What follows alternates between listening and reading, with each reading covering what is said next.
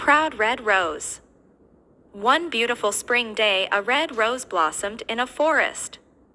As the rose looked around, a pine tree nearby said, "What a beautiful flower! I wish I was that lovely." Another tree said, "Dear pine, do not be sad. We cannot have everything." The rose turned and remarked, "It seems that I am the most beautiful flower in this forest."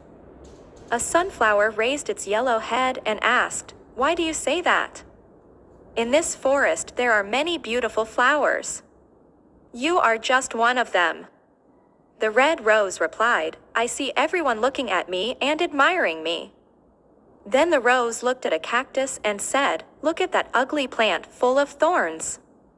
The pine tree said, "Red rose, what kind of talk is this? Who can say what beauty is?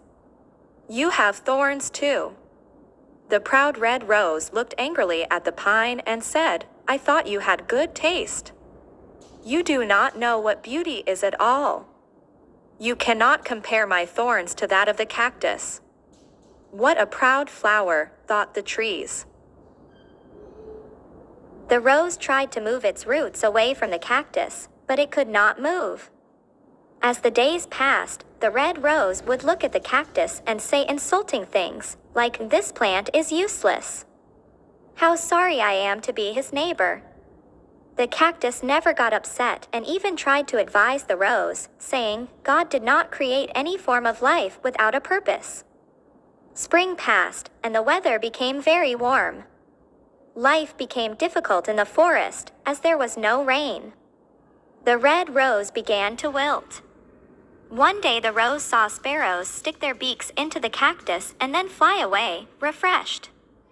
This was puzzling, and the red rose asked the pine tree what the birds were doing.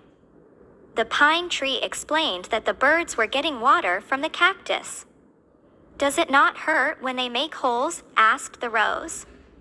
"Short stories, sparrow, yes, but the cactus does not like to see the birds suffer," replied the pine. The rose opened its eyes in wonder and exclaimed, "The cactus has water?"